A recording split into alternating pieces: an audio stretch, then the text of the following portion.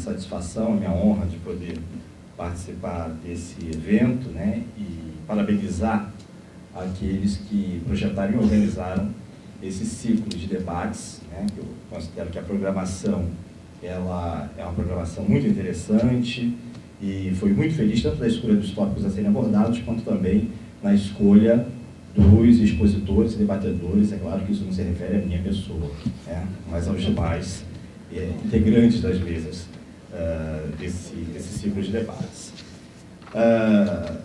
Quero dizer que nós fizemos aqui um acordo, não de cavalheiros, né, nós somos aristocratas, um acordo de camaradas, no qual eu concentraria a minha intervenção mais na abordagem do desenvolvimento, da formulação política e da atividade do PCB no período da resistência à ditadura militar, privilegiando mais a interação do PCB com as outras forças da esquerda, ao passo que o Delroio privilegiaria mais a interação do PCB com as outras forças do campo aí da chamada Frente Democrática. Quero dizer que a tarefa se torna, para mim, extremamente problemática e difícil de ser cumprida, considerando as presenças ilustres que nós temos nesse plenário aqui. Tanto ilustres pela sua importância, pela sua envergadura, né, pelo significado que tiveram na história do PCB, mas como pelo fato de que mantém uma relação muito direta com esses tópicos que serão abordados aqui, né? Falar da atividade política do PCB no período da resistência, no período de 65 a 79, que foi o marco cronológico delimitado aqui, na presença, por exemplo, de Anita Prestes, falar, por exemplo, das polêmicas travadas pelo PCB com os defensores das propostas de foco guerrilheiro, de resistência armada à ditadura, na presença de um estudioso do assunto como Miguel Urbano Rodrigues, é realmente uma tarefa bastante ingrata, bastante inglória. Por isso eu quero deixar muito claro que as considerações que eu vou fazer aqui, né, a narrativa que eu pretendo fazer aqui, ela tem apenas um significado, claro, de um olhar entre vários possíveis sobre esses processos que vão ser expostos aqui, e que, em momento algum, eu considero que essas colocações que eu vou fazer, elas possuem um valor, uma autoridade superior de outras existentes ou, sobretudo, do registro memorialístico que pode ser feito por essas pessoas que estiveram pessoalmente envolvidas nesses processos.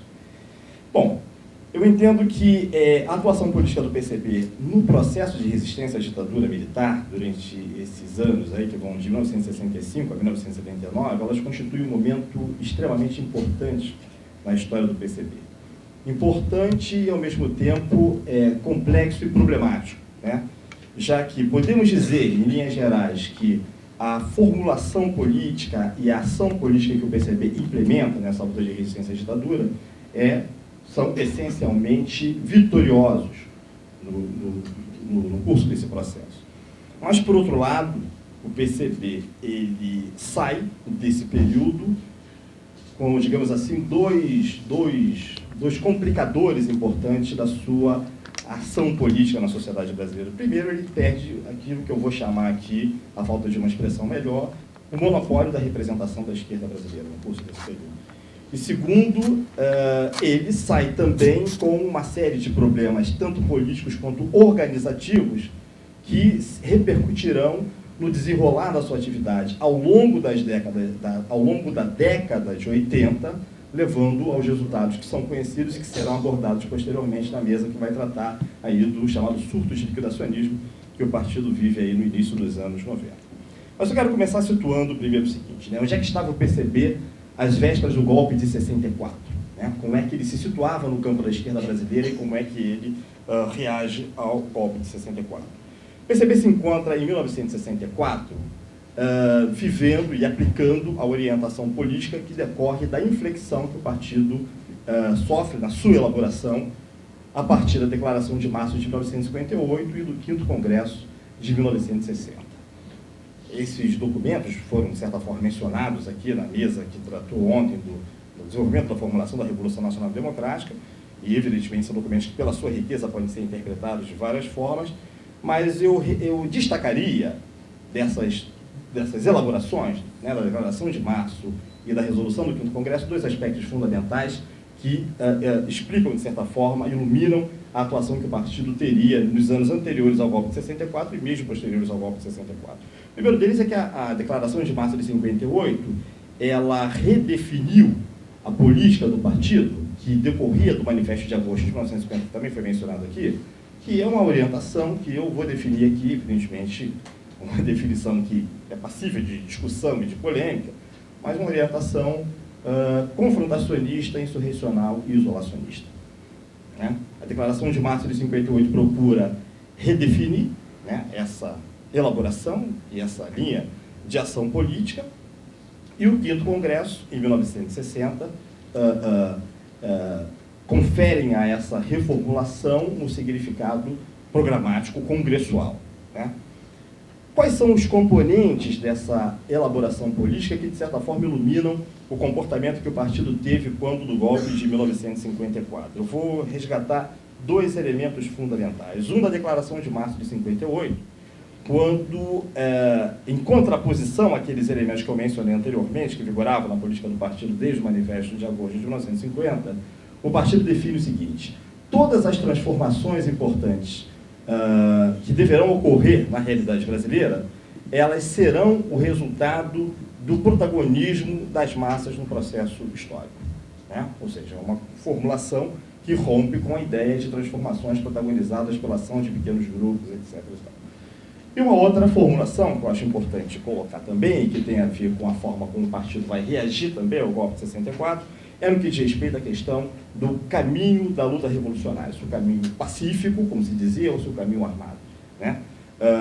A resolução aprovada no Congresso, infelizmente eu não consegui articular os meios técnicos para ter isso aqui à mão agora para ler para vocês, mas a declaração política do 5º Congresso de 1960 coloca o seguinte, né?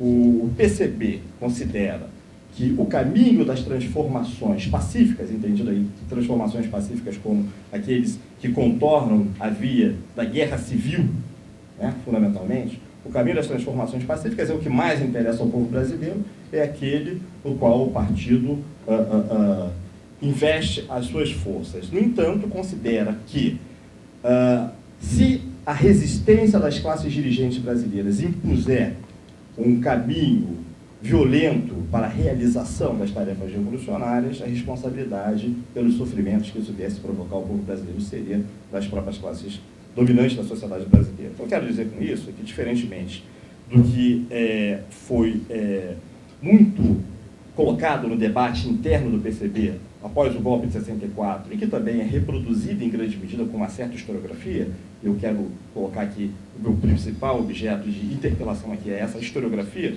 sobre a história do PCB pós-64, em momento algum houve da parte do PCB a rejeição completa e incondicional de qualquer possibilidade, por exemplo, do enfrentamento armado, do impulso à luta armada. Isso jamais foi colocado. Assim como jamais também o movimento comunista internacional, no seu conjunto, ainda que vivesse sob a égide também da proposta da transição pacífica socialista, ou da, digamos assim, da admissão da possibilidade da transição pacífica ao socialismo, jamais exclusivizou o caminho da transição pacífica.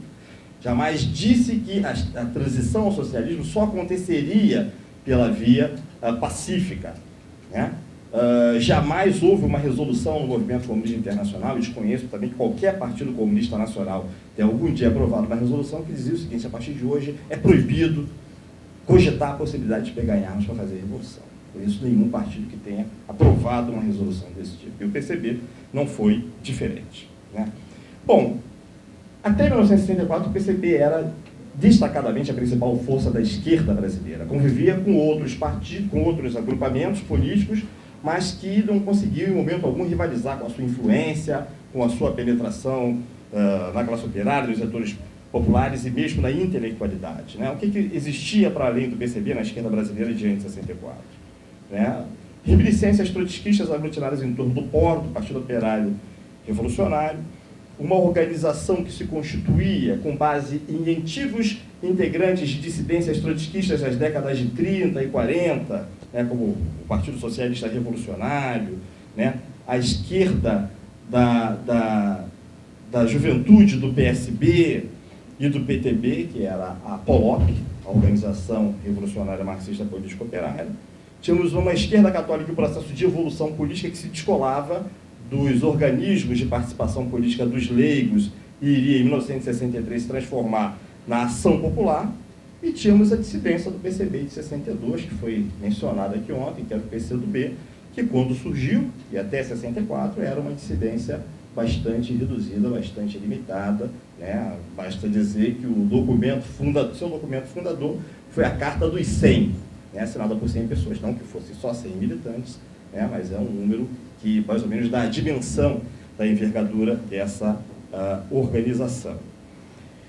Essas organizações, todas elas, tendiam a divergir do PCB pela esquerda. O que significava dizer que elas divergiam do PCB pela esquerda? Por caminhos, quer dizer, com formulações diferentes, né, e propondo agendas diferentes e plataformas diferentes, elas fundamentalmente ou discordavam do PCB na enunciação do caráter socialista da Revolução Brasileira, como era o caso da POLOP, do POL, evidentemente, do trotskismo, né, ou por preconizar uma ação mais contundente na defesa da política de reforma de base, das transformações estruturais desejadas para a realidade brasileira daquele momento, como era o caso da esquerda católica, da ação popular, ou discordavam do PCB fundamentalmente em função da questão do caminho pacífico e do caminho armado, como era o caso do PCdoB. Tá? Com o golpe de 1964, né, um golpe que atinge o conjunto das forças populares, democráticas e progressistas, e atingindo a esquerda, né, quer dizer, a organização mais importante, que é também a mais atingida, que é o Partido Comunista Brasileiro, se abre um novo período, né, na história política brasileira, e se abre também uma nova fase do relacionamento entre essas organizações. O que é interessante, que eu quero chamar a atenção, em primeiro lugar, antes de entrar na abordagem do debate interno que ocorre no PCB a respeito das causas do golpe, é que, diferentemente do que uma certa narrativa, inclusive uma certa historiografia, procura apresentar como sendo o fato de que o PCB entrou em crise após o golpe de 64, em consequência da política de conciliação reformista e moderada que ele defendeu antes de 64. Todas as organizações da esquerda brasileira existentes até 64, entraram em crise depois de 64. A POLOP entrou numa crise profunda que levaria ao desaparecimento da organização e a sua fragmentação em grupos que adotaram o caminho da luta armada inspirada nas formulações do foco insurrecional de Regis Debray. O caso do Colina, de Belo Horizonte, de Minas Gerais, o caso da VPR, por exemplo, o caso do setor que se descolou no Rio Grande do Sul e se fundiu com uma dissidência secundarista do PCB e formou o POC. O próprio PCdoB, né, apesar de ter saído sob certo aspecto fortalecido e de ter utilizado os acontecimentos de 64 como mais um fator de denúncia, né, dos equívocos da orientação do PCB, ele também vai sofrer uma crise que vai levar à sua divisão nos anos de 66 e 67, que vão levar ao aparecimento do chamado PCdoB ala vermelha e do PCR, né, no Nordeste. E a esquerda católica, a Ação Popular, também vai passar por uma crise na qual um segmento da organização vai realizar um movimento de radicalização, no qual vai evoluir do cristianismo progressista, do cristianismo revolucionário, como alguns querem definir, em direção ao maoísmo, passando antes por um certo estágio insurrecional de tipo foquista. Então, é uma crise que atinge o conjunto da esquerda brasileira e não apenas do PCB. A historiografia normalmente se centra muito e usa como explicação o fato de que a moderação política do PCB teria gerado essa crise, mas é uma crise generalizada, né? A crise do PCB se manifesta a partir das avaliações que o partido faz do golpe de 64. Né? O primeiro documento importante de avaliação do golpe de 64, ele é produzido cerca de um ano depois, em abril, maio de 65, e nesse documento de avaliação, esse documento é muito interessante, porque ao avaliar a atuação do partido, e ao avaliar de maneira muito crítica a atuação do partido, no pré-64, são apontados tanto o aquilo que são chamados no documento de desvios de direita quanto desvios de esquerda. Né? Fala-se que entre os desvios de direita, o partido cultivou uma crença excessiva no dispositivo militar do governo de Jango, né? O partido ele se concentrou mais em articulações de cúpula do que no fortalecimento das entidades populares pela base, inclusive das entidades sindicais. Assim como também são criticados os desvios de esquerda como o fato do partido ter adotado, muitas vezes, uma política, um discurso de confrontação, né? Muitas vezes ter adotado uma prática de agitação política que não correspondia à acumulação de forças e às reais possibilidades de intervenção do partido naquela conjuntura.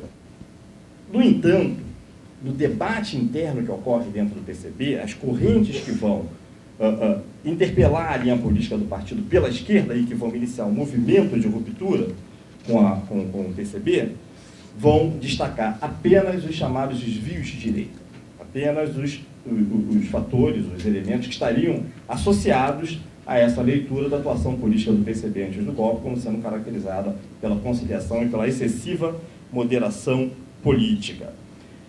O personagem que personifica o desenvolvimento dessas críticas de forma mais interessante é o Carlos Marighella, né? O Carlos Marighella, ele realiza, no período que vai de 1965 a 1967, a produção de uma série de documentos onde ele desenvolve esse tipo de diagnóstico sobre a política do partido. Né? O que existe de interessante no diagnóstico que Marighella faz? Esse diagnóstico é feito basicamente em 4 documentos, né? O livro Por que Resistir à Prisão, os documentos Ecletismo e Marxismo, a Crise Brasileira e a Carta Executiva, que é o último desses documentos, quando ele deixa a direção do PCB. O que existe de interessante nesses documentos? O tipo de crítica que é feito pelo Marighella a ação política do PCB, antes do golpe de 64, é exatamente isso que eu falei. Quer dizer, é a crítica à ação política do PCB, muito mais do que ao programa político do PCB. Né? É possível, inclusive, ler claramente essas críticas como sendo uma censura à direção do partido pelo fato de não ter implementado na sua radicalidade aquilo que era formulado, aquilo que era estabelecido no programa do PCB. É muito mais do que a proposição de um programa alternativo, de uma estratégia alternativa e de uma tática alternativa. Né? Se diz, por exemplo, que o partido se concentrou mais, por exemplo, no apoio às forças da oposição burguesa, né, dos grupos burgueses que atuavam na política brasileira, do que ter se concentrado na construção da Aliança Operária Camponesa, tal como aparece no programa. Né? Então, essa crítica feita pelo Marighella é muito mais uma crítica no sentido da afirmação, da radicalização do programa do PCB, do que propriamente da ruptura com o programa do PCB, com as formulações do PCB. Isso é o Marighella de até 67. Isso é o Marighella de até a Carta Executiva. Né? Isso é o Marighella até a sua ida ao Congresso da OLAS, em Havana. Quando o Marighella volta da OLAS, em Havana, ele traz consigo aquilo que são as ideias que vão configurar aquilo que eu, na falta de uma expressão melhor, vou definir aqui, certamente de forma problemática e polêmica, como um surto de guerrilheirismo que atinge a esquerda brasileira, a esquerda do PCB. Né? Se vocês lerem os documentos que Marighella vai assinar em nome do Agrupamento Comunista de São Paulo e, posteriormente, da Aliança Libertadora Nacional, vocês vão ver que há uma ruptura muito grande com os temas que são colocados anteriormente e uma concentração muito grande nos tópicos que tem a ver com a questão da preparação da guerrilha e da preparação da guerrilha numa forma muito associada àquelas elaborações que inspiraram o Congresso da OLAS, que são as formulações do Regis Debray. Que formulações são essas e em que elas rompem radicalmente com a política do PCB? Eu vou reduzir essas formulações, que também a gente poderia fazer um seminário só para discutir isso, em 3 elementos fundamentais, né? As 3 teses fundamentais do Regis Debray. A primeira delas é a seguinte: na América Latina subdesenvolvida, o cenário principal da luta revolucionária é o campo. A segunda formulação do Regis Debray, né?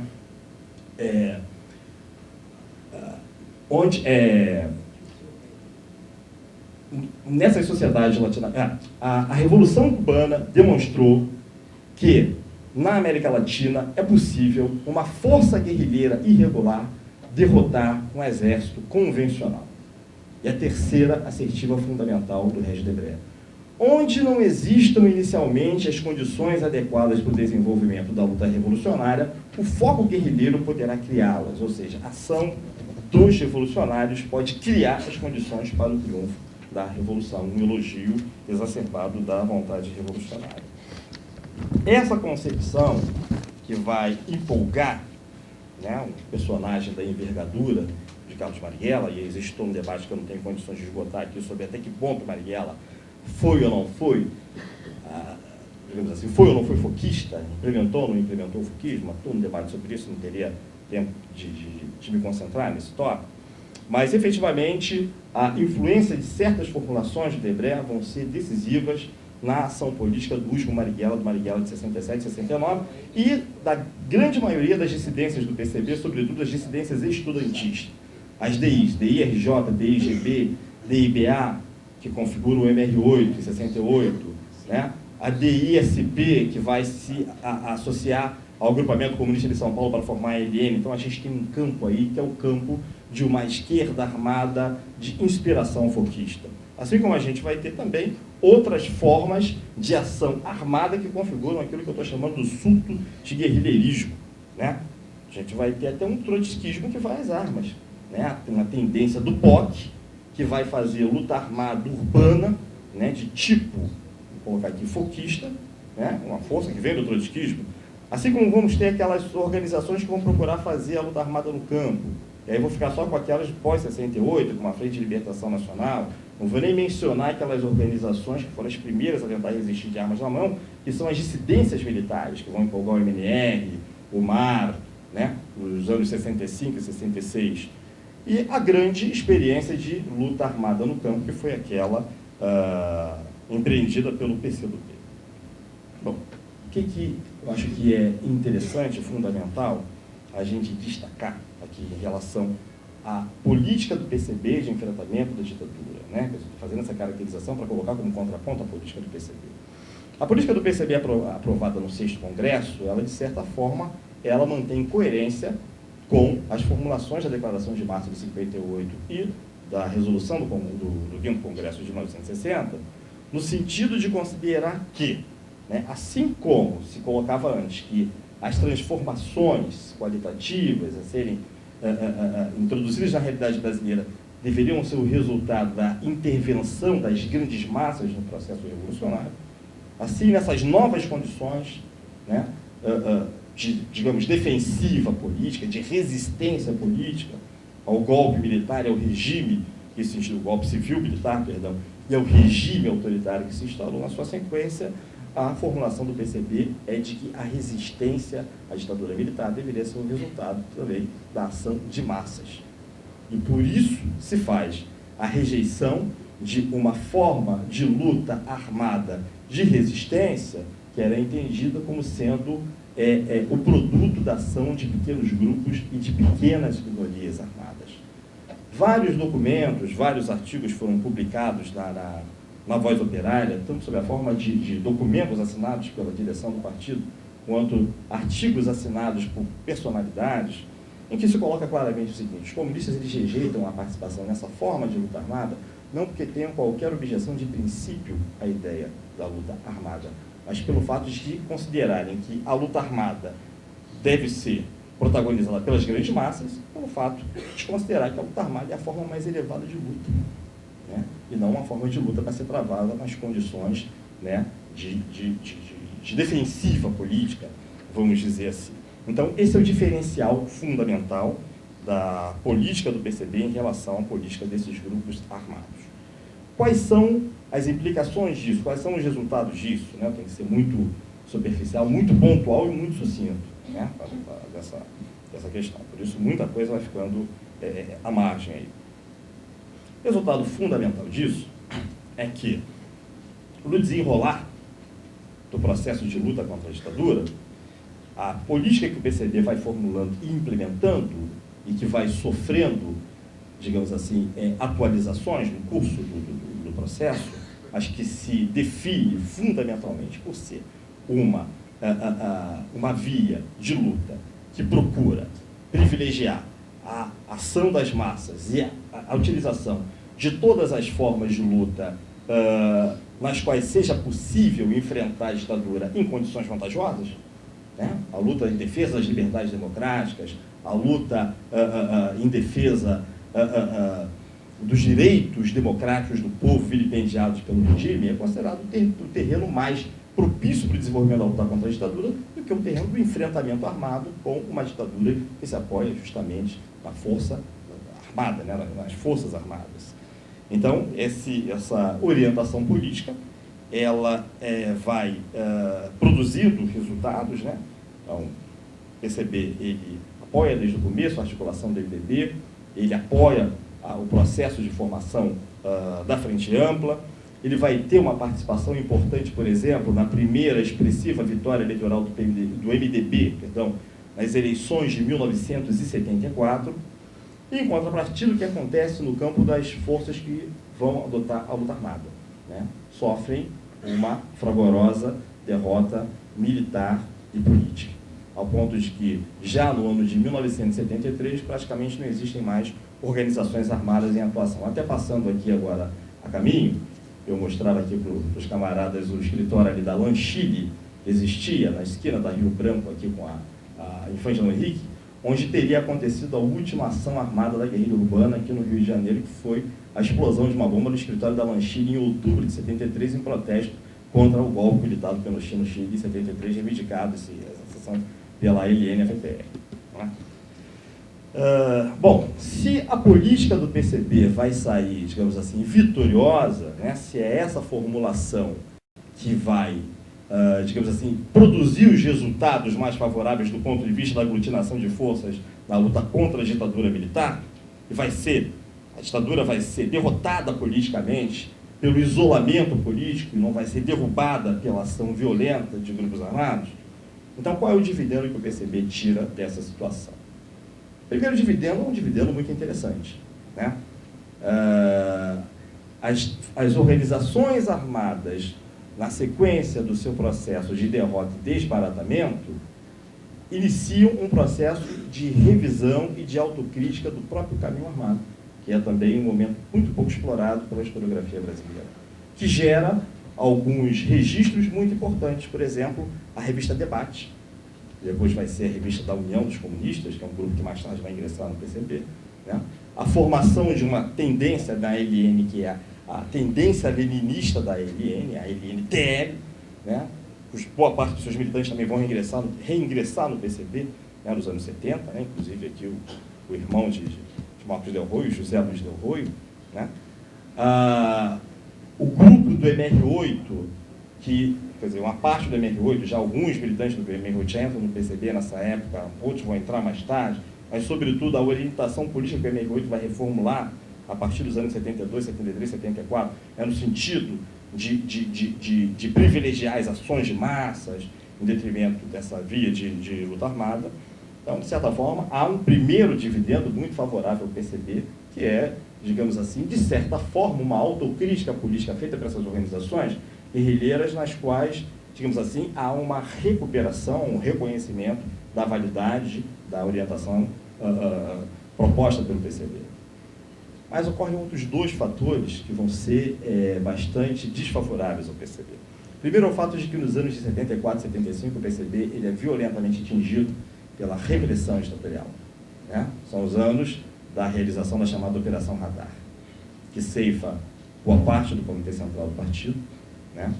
Atinge importantes setores intermediários, né, do partido, personalidades conhecidas, o que enfraquece profundamente o partido e que acho que tem dois resultados importantes, né? E até o que eu estou colocando aqui pode ser corrigido por pessoas que estão aqui, que foram testemunhas e participantes do processo, mas acho que dois processos são muito importantes e vão ter implicações muito sérias para o desenvolvimento posterior da política do partido. Primeiro é o fato de que o partido ele é violentamente atingido no setor moderno da indústria brasileira, na região do ABC, onde as bases do partido são dissolvidas pela repressão ditatorial. E o outro fator é que há uma mudança no tom através do qual o partido formula a sua linha de enfrentamento da ditadura. Se se pega, por exemplo, os números do jornal do Partido A Voz Operária até 1974, há um tom muito otimista na apresentação, da política do partido. Há um célebre editorial, chamado Apertar o Cerco, que é bem a expressão disso, de um partido que se vê, de certa forma, participando de uma ofensiva das forças democráticas e populares contra a ditadura militar. E a orientação política que vai aparecer nos documentos do partido, na imprensa partidária, nos anos que se seguem a essa onda de repressão, é uma orientação extremamente moderada e que, inclusive, será transmitida também aos militantes do partido, aos quadros do partido nas frentes de massa. A célebre orientação de consolidar as vitórias antes de dar novos passos à frente. Essa moderação política, combinada também com uma influência crescente de certas formulações que são realizadas na cúpula do partido, no sentido de conferir, também em função desses eventos que haviam acontecido, em função dessa onda repressiva que tinha acontecido recentemente, vão se fortalecendo formulações no sentido de conferir uma permanência cada vez maior à política de alianças do partido com as forças da oposição liberal, e a manutenção de uma linha de moderação na ação política, sobretudo nos setores que poderiam provocar, digamos, retaliações por parte do regime, vão, na minha opinião, concorrer para uma ação política do partido nos anos 80, muito marcadas por esses componentes, embora também vários outros componentes, vários outros fatores históricos não podem ser apontados aqui, inclusive fatores internos, que têm a ver com as disputas políticas e as disputas internas que são travadas na direção e na cúpula do partido, que não podem ser tratados aqui porque o tempo acabou, vão ter uma implicação importante nisso. Então, eu vou encerrar a minha exposição, que é só metade da exposição que vai ser feita aqui, com essas observações e deixar para, posteriormente, retomar qualquer ponto no debate. Inevitavelmente, eu acabarei por repetir algumas coisas que o Muniz já falou hoje, e mesmo do que foi dito na segunda mesa de ontem. Isso é inevitável. Mas uma primeira coisa a ser repetida, a situação do Muniz e a minha é delicada, arriscada, porque muitíssimos dos presentes viveram e lutaram nesses momentos, nesse período que nós estamos aqui fazendo um arrazoado. Então, talvez seja importante destacar que essa fala, falo pelo Muniz, desculpe Muniz, mas certamente é uma fala muito mais para os companheiros estrangeiros e para aqueles mais jovens, os que viveram e lutaram esse período têm as suas memórias, têm as suas, digamos, as suas interpretações desses acontecimentos. Que esse debate, essa conversa pode eventualmente reavivar, Espero que assim seja, pelo menos. Também tenho que voltar um pouco ao que foi dito ontem. Isso também é inevitável.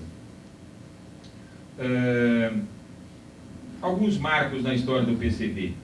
O manifesto de 1950, acho que não foi suficientemente acentuado ontem. O manifesto foi redigido sob um forte impacto da vitória da Revolução Chinesa.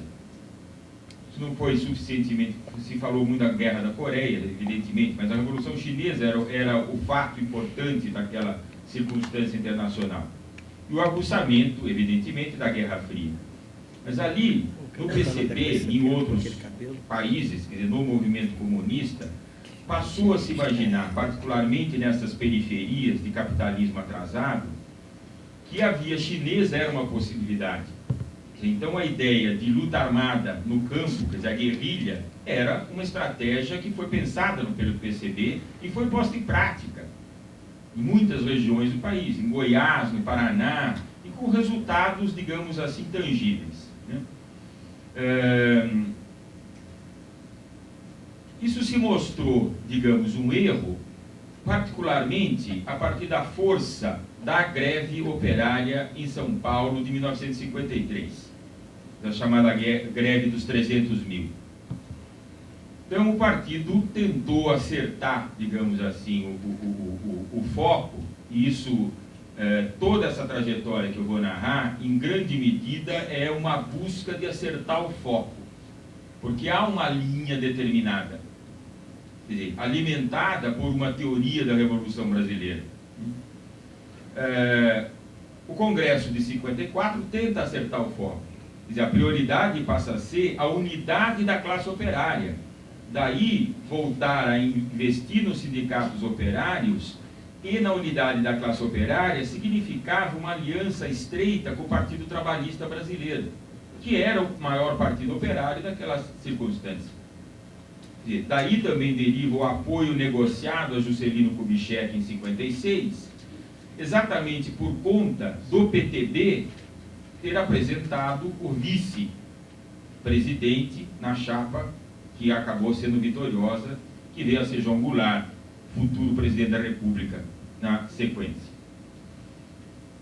As circunstâncias internacionais determinaram uma crise tremenda no partido, que se resolveu, mas de uma maneira não indolor, porque muita gente saiu, mas se resolveu com a Declaração de Março de 1958.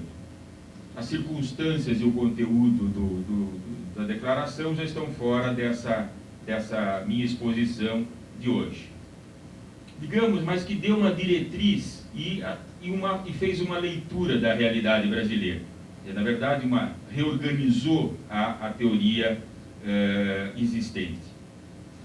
O 5º Congresso, em 1960, reafirma as diretrizes da Declaração de Março. Um grupo que já havia saído em 57, 58, chamado Grupo Renovador, Agildo Barata, etc., na verdade se dispersou e na sua maioria acabou abandonando qualquer ideia de marxismo, o que fosse.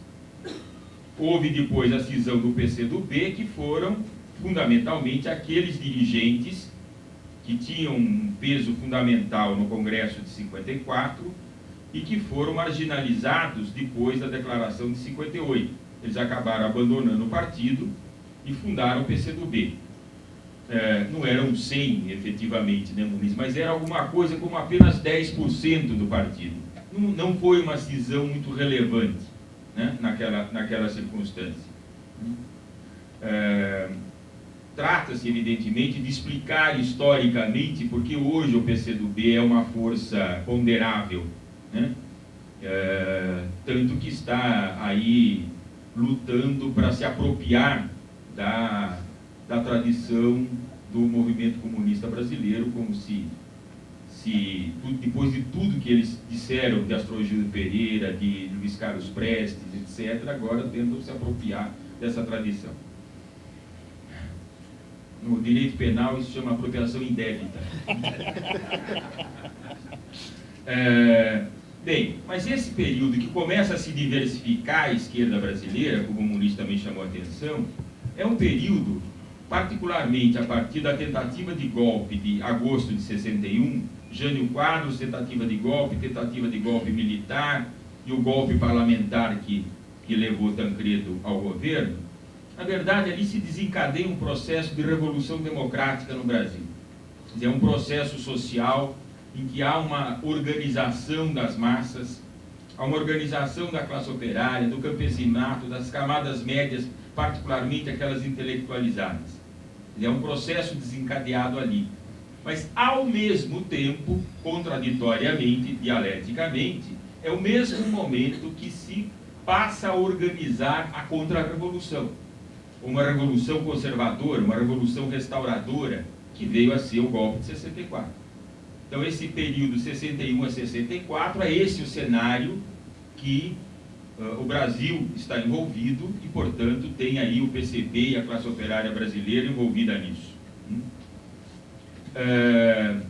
Sabemos que 1964, o desenlace é o sufocamento da Revolução Democrática e a imposição de uma revolução restauradora, né? Quer dizer, é uma restauração das classes dominantes, elas se reorganizam no poder, se fortalecem no poder, desarticulam as forças democráticas. É uma imensa derrota das forças democráticas em geral, mas muito particularmente do PCB. Foi lembrado aqui brevemente pelo Muniz, quer dizer, há um recuo do PCB. O PCB não estava preparado para o enfrentamento. A estratégia política utilizada até aquele momento priorizava, evidentemente, a estratégia dizia: nós temos que lutar pela legalidade do partido. Se você está lutando pela legalidade do partido, seria meio contraditório você estar arrumando as armas, né? Então não dava, não batia isso. A derrota, a vitória, se viesse, o avanço subsequente viria com um respaldo amplo de massas. Isso não houve, em grau suficiente. Já estava num processo embrionário de organização, não só partidária, mas de organização das próprias massas, né? Era embrionário a movimentação no campo. Os sindicatos rurais, que o PCB estava investindo muito, quer dizer, em conflito político e ideológico com as ligas camponesas, mas, etc. Mas isso é também um elemento que não é do nosso tema hoje. Mas o fato é que, com o golpe, o PCB recuou. Preservar a organização, preservar os quadros. Aqui já é evidente, isso foi polêmico no momento, é polêmico sempre. O fato é que a reunião do Comitê Central posterior ao golpe só se realizou mais de um ano depois. É claro que as conversas, as discussões em toda a estrutura partidária ocorreu nesse período, né? Muita gente foi presa, né? Ainda não era tortura sistemática, mas enfim, muita gente apanhou, muita gente foi presa, etc. Mas o partido se preservou no grosso. Quer dizer, o que aconteceu aí? O partido se dividiu, aí voltando à questão do Muniz, entre uma maioria mais à direita. Isso daqui é evidente que essa referência é meramente geográfica, né? Uma maioria mais à direita que dizia: o que aconteceu que nós acumulamos erros de esquerda, quer dizer, perdemos por esquerdismo. Uma minoria um tanto heterogênea, talvez não fosse tão heterogênea no momento, mas viria a ser logo depois, entendia exatamente ao contrário: perdemos por erros de direita. Aquela questão, não preparamos as massas, deveríamos ter visto que o golpe viria, teríamos que resistir de uma maneira armada. Bom, essa discussão que se sabe, pelo menos em linhas gerais. Mas o fato é que esse deslocamento de foco à esquerda, dentro do partido, já havia ocorrido em 62, na Conferência de Organização de 62. Quer dizer, já havia uma mudança de foco em relação ao 5º Congresso. Quer dizer, se foi ligeiramente para a esquerda, em 62. Então, essa maioria que depois falou, é que depois de 62 nós nos colocamos excessivamente à esquerda, e em vez de dar sustentação ao João Goulart, nós ajudamos a sabotá-lo. Bem, agora, a derrota do PCB, gravíssima também, não foi só ou meramente política, foi ideológica. Quer dizer, toda a visão de teoria da Revolução Brasileira que o PCB amadurecia foi colocada em xeque. Tudo foi contestado, pela direita e pela esquerda. Quer dizer, o PCB e a formulação que o PCB desenvolvia foi bombardeada.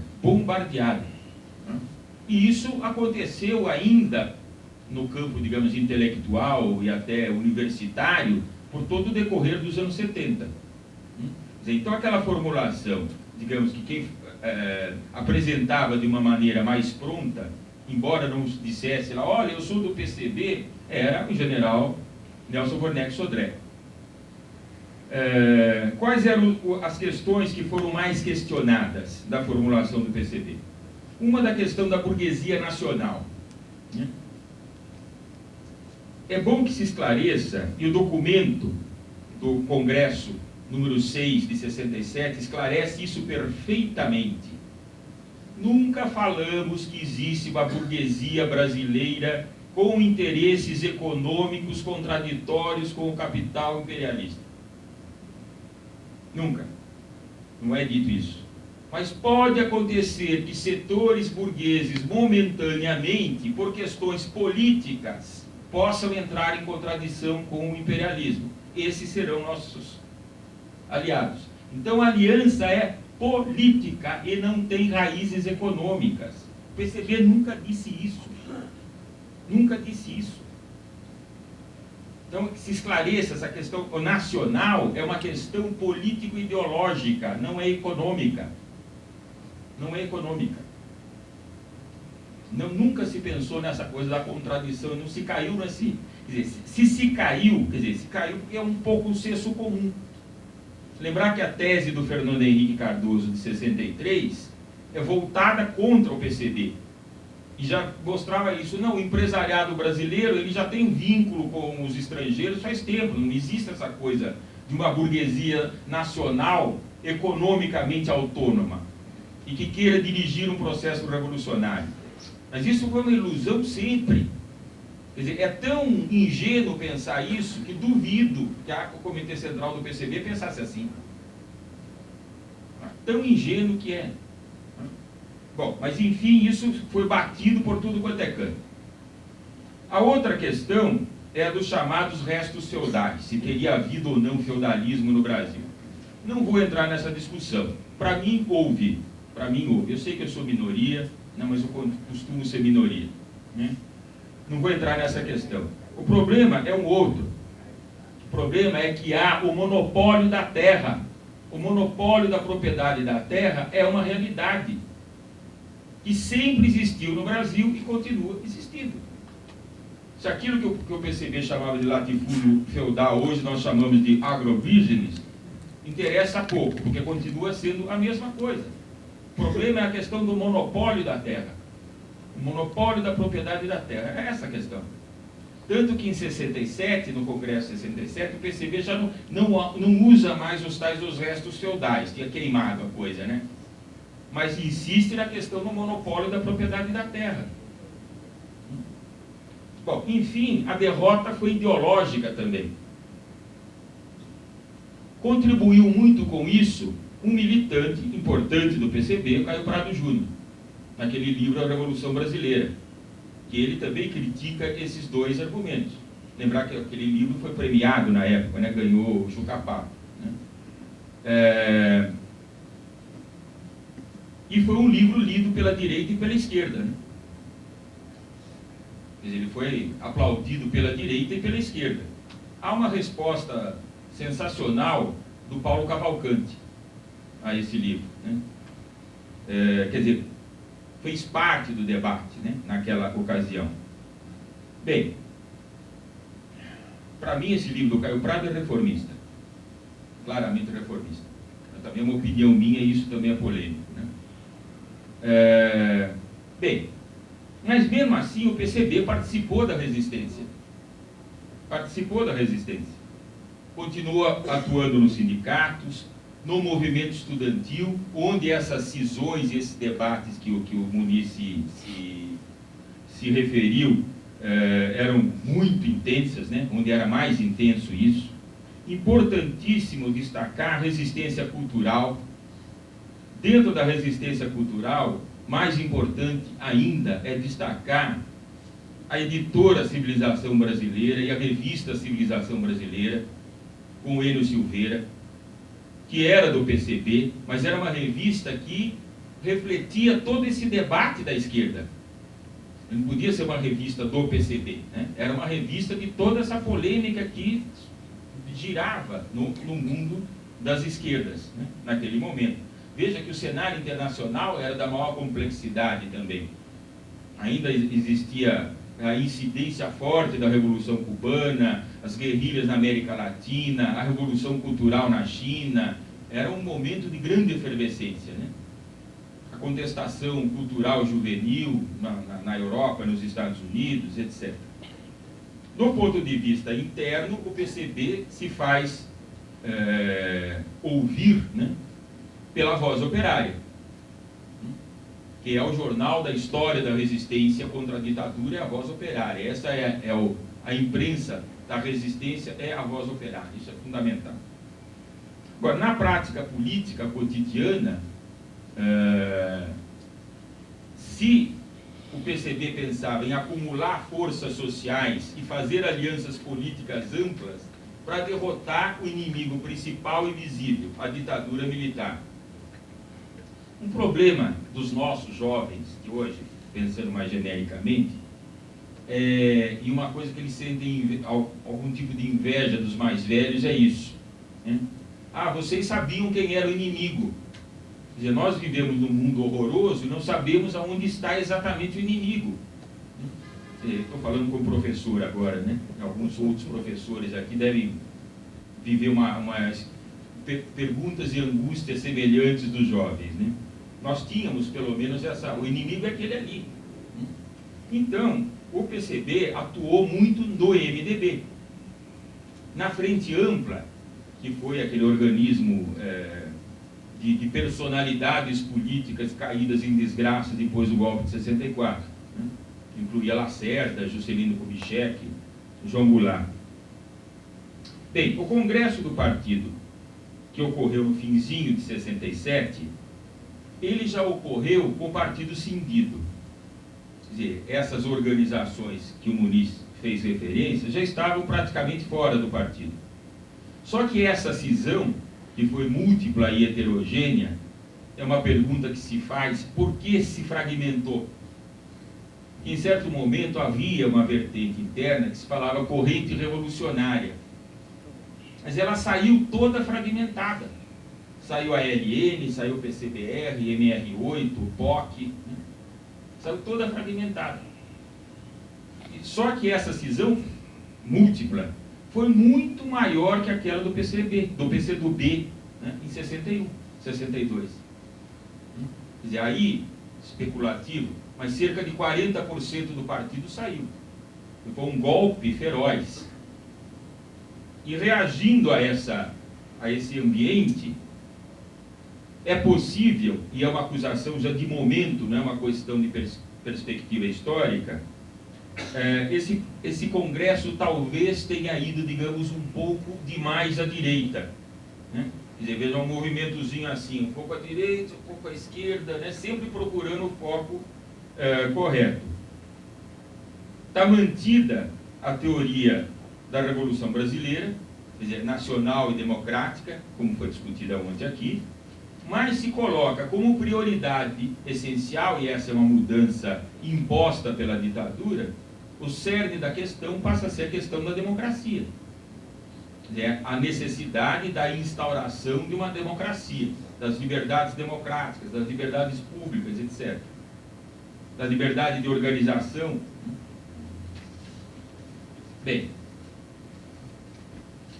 já no ano seguinte, há uma tentativa, quer dizer, já novamente o partido, já há uma nova procura de foco. Se percebeu que foi muito à direita, então vamos torcer um pouquinho para a esquerda. Então, parto isso de uma declaração do próprio Prestes. Ele diz, logo depois do congresso, o 6º congresso, tive consciência de que aquele congresso tinha ido muito à direita, né? Então havia necessidade de um deslocamento mais à esquerda nisso daí. Então se recompõe. Estou simplificando demais para ficar mais ou menos clara a trajetória, né, do partido nesse período todo. No final de 68, já se desencadeia a repressão maior contra o movimento de massa e contra o movimento cultural, que continuava em ascensão depois de 64, o corte vem com o ato institucional número 5. e logo depois a junta militar e a indicação do general Médici para a presidência da República. Esse é o período, digamos assim, mais obscuro da ditadura militar brasileira. Esse período Médici, do AI-5, com os órgãos de repressão com as mãos soltas para prender e torturar, o partido entende que a ditadura militar brasileira vivia um processo de fascistização. Em vários documentos a partir de então utiliza-se essa expressão, ditadura militar fascista. Claro que isso também é muito polêmico, né? Quer dizer, era fascismo? Não quero fazer uma discussão acadêmica, né? Mas essa expressão fascismo, digamos, ela tem um significado muito amplo. Você pode dizer, de determinado sujeito, sei lá, um arrogante, agressivo, por um comportamento individual, você pode falar que aquele sujeito é um fascista, por opiniões, né? Mas a delimitação do que vem a ser ou não fascismo é algo bastante polêmico, né? E seria polêmico identificar a ditadura militar brasileira como fascista ou não. Mas, enfim, era a definição que o PCB utilizou naquele período e durante todo o período de resistência subsequente dos anos 70. Nesse momento, o partido tem como orientação, convoca a formação de uma frente patriótica antifascista. Essa é a conclamação. Era a expressão que se utilizava daquilo que depois foi consagrado como Frente Democrática. Esse período de forte repressão, e aqui começam os desdobramentos seríssimos, 1/3 do Comitê Central vai para o exterior. Quer dizer, era preciso preservar minimamente a organização, garantir alguma coisa do partido. Depois, nós temos, em seguida, no cenário internacional, o golpe no Chile, negativíssimo, obviamente, mas a contraparte positiva, a revolução em Portugal. E nas colônias portuguesas na África, né? São os elementos positivos. Isso fez com que boa parte dos comunistas estivesse dispersa. Quer dizer, aqui é uma tentativa de explicação, de hipótese, né? Não sei quanto se sustenta. Mas nós tivemos dirigentes, militantes, camaradas na União Soviética, na Itália, na França, uma parte no Chile, depois em Portugal. Então, são experiências, vivências muito diferentes. Quer dizer, esse exílio foi agravado na sua, digamos, na sua vivência com aquilo que acontecia no Brasil, que era fundamental. Em 74, a extraordinária vitória do MDB. O MDB aparece, diferente do que fora na eleição anterior de 1970, onde prevaleceu o voto nulo como voto de protesto. Em 74, o voto contra a ditadura virou voto do MDB. Era a posição do PCB, que inclusive elegeu vários deputados pelo MDB. E agora, essa estratégia de acumulação de força e de utilizar o MDB como o ponto político de acumulação de força, que incluía com muita solidez nesse momento a Igreja Católica dirigida por D. Paulo, era algo forte. Era a vitória do PCB no campo das esquerdas. Era a vitória da concepção política do PCB. Disso, seguramente, vem a repressão desapiedada de 75. Todas as outras organizações de esquerda estavam desarticuladas. Todas. Restava, debilitada certamente, mas restava o MDB, mas agora com essa possibilidade de dizer que a sua linha política era vitoriosa. Que veio essa repressão desapiedada em 75. Que desarticulou completamente o partido. problemas que já foram ditos aqui em outros momentos. O PCB tem historicamente questões estruturais, problemas de teoria e problemas que não são dissociados, evidentemente, e problemas de organização, né? São problemas históricos difíceis de serem resolvidos, né? Bem, isso desencadeia um problema sério, quer dizer, começado praticamente do zero. Vamos reconstruir o partido. Isso aconteceu particularmente em São Paulo, que eu sou de São Paulo, conheço um pouco melhor aquela experiência de reconstrução do partido em São Paulo. Girou muito em torno de um grupo de médicos, alguns engenheiros, depois professores. O laço com a classe operária tinha sido rompido pela repressão. Tinha sido rompido pela repressão. Isso é fundamental.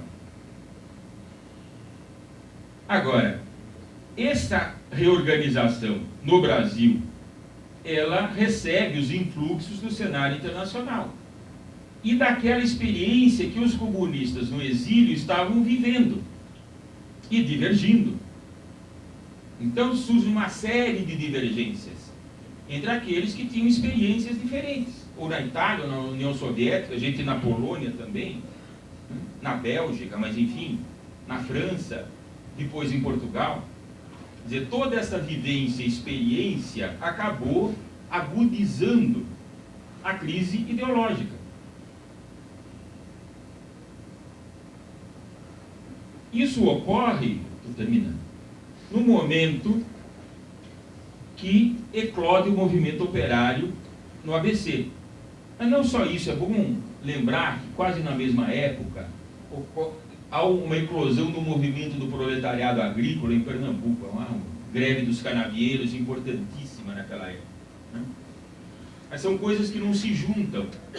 A dimensão do Brasil frequentemente atrapalha, né? Agora, o partido perdido na crise ideológica e desorganizado não teve como se propor a essa classe operária. Quer dizer, o descolamento da classe já tinha acontecido.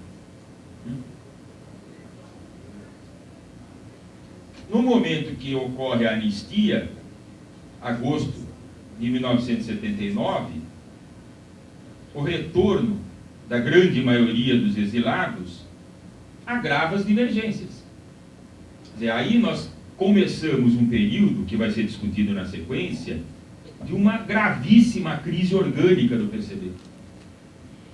Quer dizer, são uma década, digamos assim, de luta interna autofágica. Quer dizer, o partido vivia por si mesmo, né, em plena autofagia, e não tinha, ou tinha cada vez menos relação com a classe operária. Então ficou o campo todo aberto, né, todo aberto para a fundação e o crescimento do PT, com todos os problemas, né? Não é o caso de falar aqui agora, que o PT, digamos assim, na sua história, traz congenitamente e que estão se mostrando de uma maneira clara nessa década de governo, né? Quer dizer, que se muda nada no país, né? Ou as coisas mudam para ficar iguaizinhas, né? Então, um pouco essa a exposição que eu queria fazer. Quer dizer, esse período de 75 a 79 é crucial. Quer dizer, a repressão desarticulou o partido. Os limites teóricos e as divergências teóricas se agravam de uma maneira incrível. Então, no momento que o partido se descola da classe, a crise ideológica se agrava.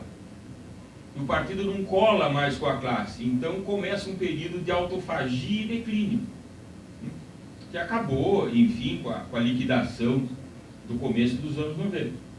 Claro que também isso tem relação com o cenário internacional, né? Tem relação com o cenário internacional. Não é nem o caso de dizer quais são as tendências principais que se formam nesse momento.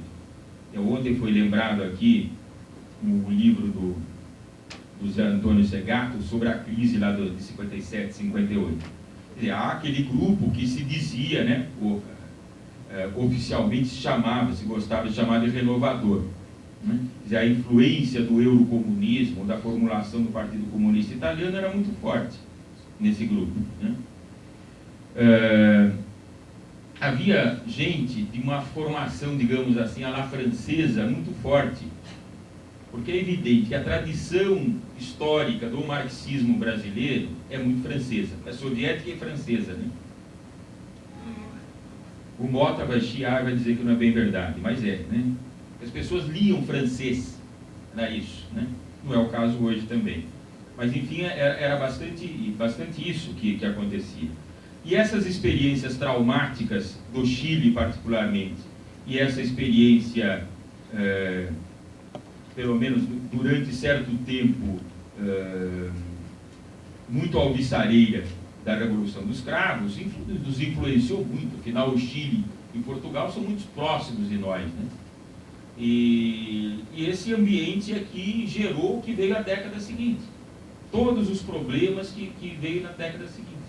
A dificuldade de se sanar essa crise ideológica, de se reinventar o Partido Comunista numa perspectiva efetivamente revolucionária e que se vinculasse novamente à classe operária. Isso não foi possível, né?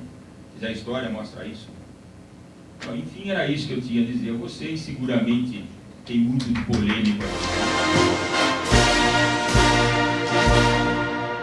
Essa questão da inserção do PCB nas fábricas também é outro desafio histórico, de tempos em tempos reconhecido, né?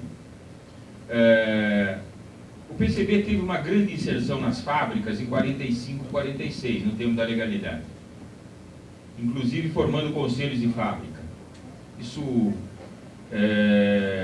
a historiografia não destaca, não dá isso suficiente valor, né? No momento de ascensão, 61, 64, a posição mais forte do PCB era efetivamente no sindicato. O sindicato não é exatamente a fábrica. E era, conforme o próprio PCB reconheceria depois no seu trabalho de autocrítica, era nos sindicatos, digamos assim, das empresas estatais. Quer dizer, o PCB não tinha tanta influência nos sindicatos das empresas, nos trusts, né, não se falava nas empresas imperialistas que surgiam no ABC. Apesar da importante participação do PCB numa greve também não muito valorizada, que é a chamada greve dos 400 mil em 57. Talvez a pergunta tivesse mais interessada na questão dos anos 70. Quer dizer, nos anos 70, o PCB tinha um trabalho importante nas fábricas do ABC. Quer dizer, era decisivo aquilo. Aquilo era a classe operária fordista que se amadurecia, que se conformava no Brasil. Então era muito importante estar presente ali. Agora, essa presença do PCB foi desarticulada pela repressão. E tínhamos, também interessante notar, uma presença significativa na polícia militar, nesses primeiros anos 70, que também, a base do partido também foi desarticulada, né? A repressão foi eficaz, né? Fizeram o trabalho deles de uma maneira eficaz. A questão do Caio Prado Júnior, reconheço a provocação, mas eu entendo que seja reformista nesse aspecto. Ele não questiona o monopólio da propriedade da terra. O que ele diz é o seguinte, ele fala, não, se os trabalhadores tiverem o direito de organização sindical, tiverem a expansão da legislação social para o campo, que não existia naquele tempo, e tiverem uma relação de salário melhor, está perfeito. É isso. Melhorou-se o capitalismo. Não tem estratégia revolucionária. É esse o programa da Revolução Brasileira. Leia o capítulo desse livro, chama o Programa da Revolução Brasileira. É isso. Ampliação, diríamos hoje, ampliação do Estatuto da Cidadania. Ampliação do Estatuto da Cidadania. Não passa disso. Não há nenhuma perspectiva de luta pelo socialismo, de poder operário, de tomada do poder. Não existe. São isso. Reformas sociais, reformas na legislação. É isso. Ele diz, bom, se o latifúndio for mesmo improdutivo, ele vai se quebrar. e aí vai aparecer a pequena propriedade. Agora, se ele se desenvolver e virar uma grande indústria, nós teremos um proletariado com condições, com direitos sociais, com direitos sindicais e lutar por melhores salários e condições de vida. Essa é a revolução. Veja, na perspectiva do Caio Prado Júnior, não existe na história do Brasil algo que se chame revolução burguesa. Na perspectiva do Caio Prado Júnior, o capitalismo no Brasil é um processo que se desenvolve desde que o Pedro Álvares Cabral chegou aqui. E continua se desenvolvendo. Desenvolvendo, não sei até quando. Porque não há nenhum momento em que se conceba a ruptura. Então, o livro que se chama Revolução Brasileira, e tem um capítulo chamado Programa da Revolução Brasileira, não tem nenhuma perspectiva revolucionária. Essa leitura que eu faço do livro, né? Como eu disse, na época ele foi lido pela direita e pela esquerda, porque tinha gente que falava, oba, se não tem burguesia nacional, já existe a dominação imperialista, a dominação burguesa está aí mesmo, vamos para a Revolução Socialista e vamos para a luta armada. O guerrilheirismo se utilizou muito do livro do Caio Prado, né? Mas se fazendo uma leitura em perspectiva é outra coisa. E de outros livros dele também, né? Claro. Não basta esse. Bom, já estou me alongando, me desculpe. Vamos lá para frente. Os comunistas no exílio. Seguramente os comunistas brasileiros exilados não foram um número tão grande, imagina-se que cerca de 2.000, participaram em todos os países que estiveram na luta de resistência. Quer dizer, muito particularmente nesse período da ditadura militar fascista, se faziam comitês de denúncia à tortura, campanhas pela anistia. Isso foi feito com grande intensidade e nesses países que eu citei. Quer dizer, na Itália, na França, na Bélgica, em Portugal, depois de 74, no Chile, antes de 73. Quer dizer, então, essa atividade, os grupos, o partido se organizava, né, no exílio. Agora, veja, o que agravava, de certo modo, as divergências que eu estou dizendo era o seguinte, as dificuldades de se reunir o Comitê Central. As pessoas estavam muito dispersas. Então, às vezes, acontecia de se reunir uma parte do Comitê Central, dava uma maioria. Quer dizer, dava uma determinada linha. Se 3 meses depois se reunia de novo um outro lugar, um outro grupo do Comitê Central, que também não era o todo, também dava uma maioria diferente. Então as divergências vão se agravando. Se vê isso. Os documentos não é possível, o pessoal está doido. Aqui eram maiorias diferentes que se formavam, né? Bom, não falei da cisão do Prestes e precisamente já foi esclarecido. Quer dizer, aqui essa mesa aqui, pelo programa, acaba aproximadamente na volta, né? Quer dizer, é gravíssima essa divergência do Prestes. É evidente que ele não está sozinho, mas ele está relativamente isolado, e é depois do retorno que essas divergências ficam, digamos, públicas, né? Diante digamos assim, dos comunistas brasileiros, e vem realmente a se esclarecer com uma carta que o Prestes publica, que acho que é de março de 1980, que aí a divergência já está aberta e o confronto é bastante ríspido, mas enfim já vinha sendo assim, já era um clima que se agrava de uma maneira permanente, né, na década seguinte.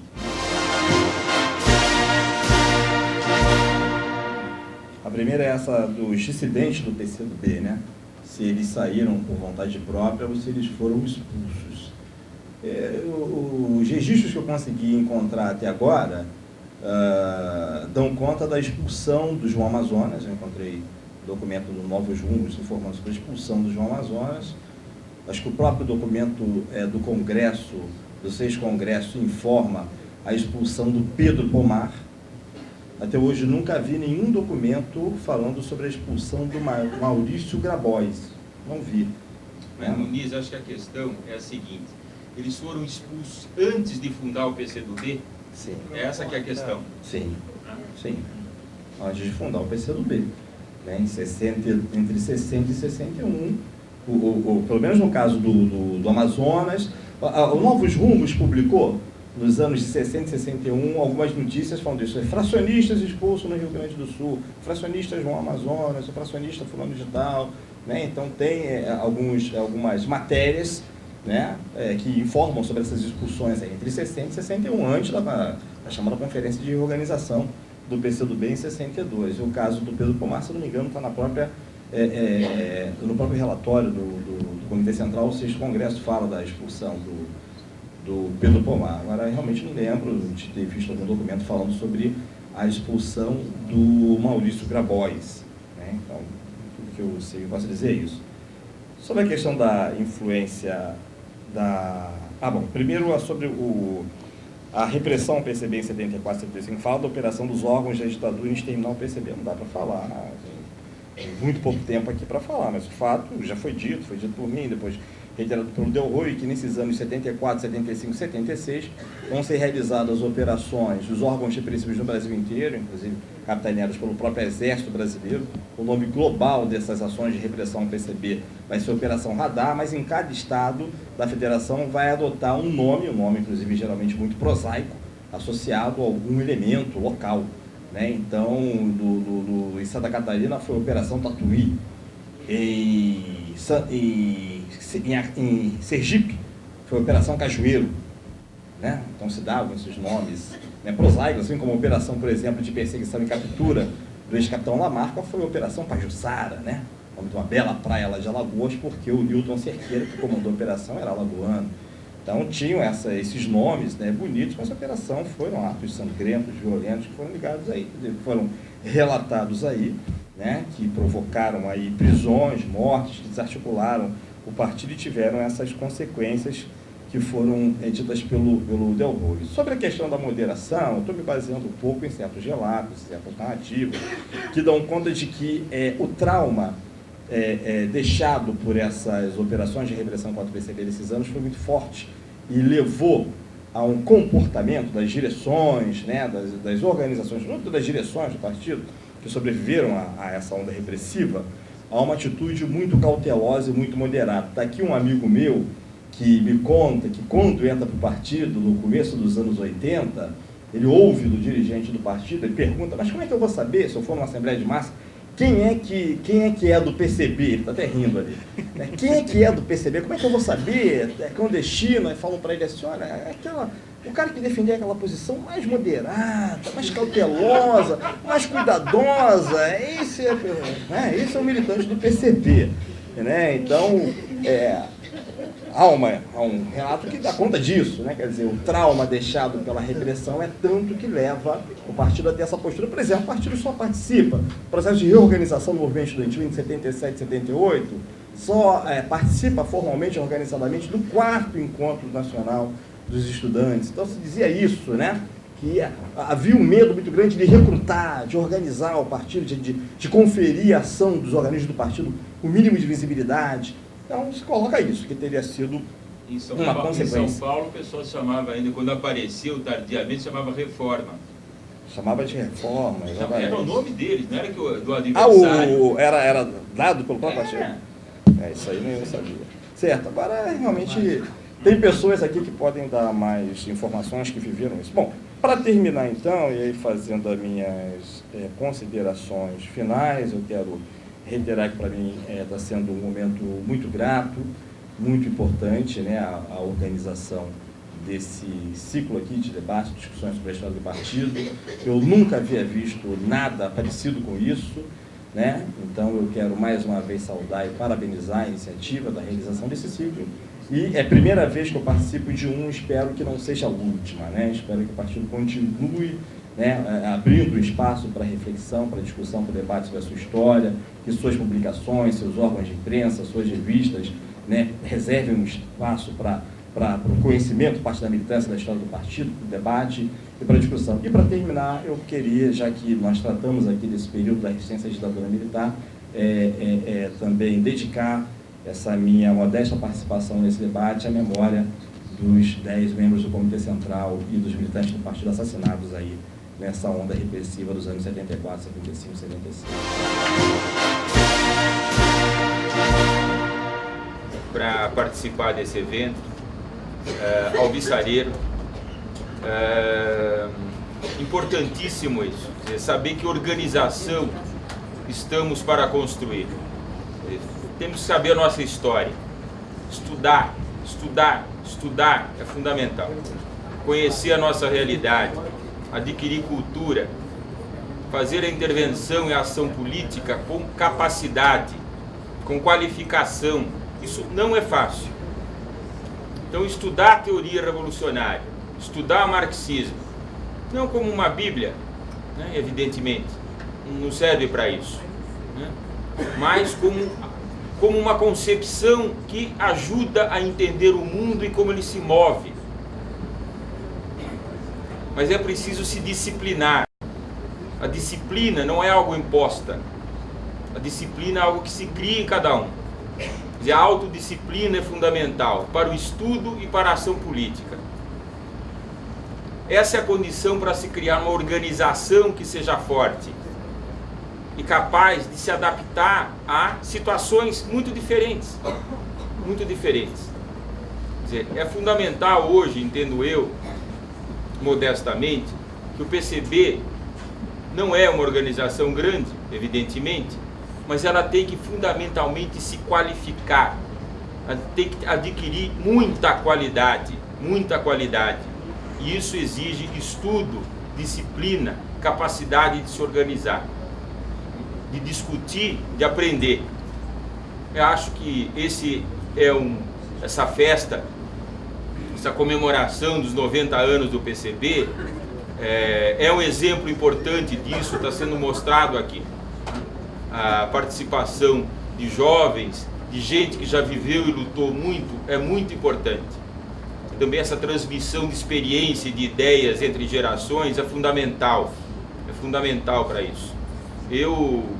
Infelizmente, eu não posso ficar para o dia de amanhã e até o sábado, que muito me agradaria, mas eu fico muito feliz de ter estado aqui e agradeço mesmo os organizadores por ter possibilitado isso.